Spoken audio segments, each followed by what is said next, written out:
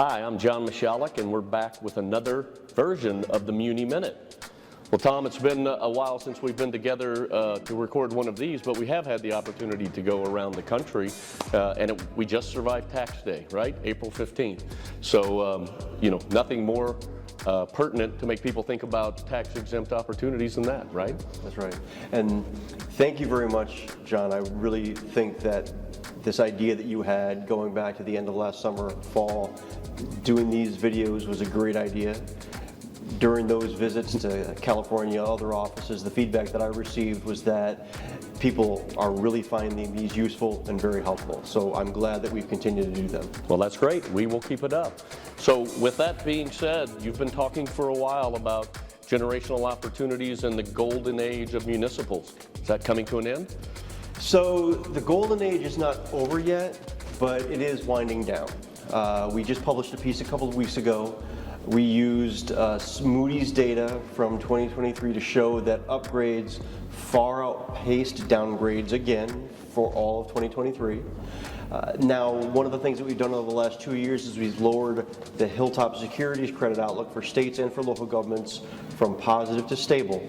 We're not expecting credit deterioration in those sectors, but we're expecting the kind of massive credit upgrades to really subside. And we're expecting that going forward in the next budget cycle or two, there are going to be situations that folks are going to have to pay closer attention to. Okay. So the last time we spoke, we talked about the FOMC and their next move will likely be lower. We just weren't sure when that would begin. Obviously, that's come to fruition. How should investors be thinking about the next Fed move now?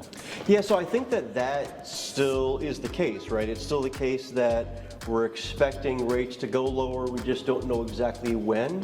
I think that what we're realizing also is that at the beginning of the year, there were a lot of folks who were probably getting a little ahead of themselves. We needed to, the Fed was saying that they needed to wait to see what some data was going to look like when it came in. Right. And so I think that being said, what that means for investors is that there's been a little bit of an opportunity here where rates have ticked up higher and those generationally attractive yields are even a little more attractive than they were a month or two ago. Okay. So relative value indicators have been pretty weak, and they are right now. So why has it been the case that we've seen a pretty consistent demand for the municipal bond market right now? Yeah, there hasn't been really strong institutional demand, but I think that there's been good retail demand. And that's really been led by the relatively attractive yields, the higher yields, number one. Number two, and you alluded to this in the beginning of our talk, I think that the tax-exempt income is something that a lot of folks are putting a lot of value in. So I think that that's important as well. All right. Well, that'll do it for this Muni Minute. Thank you.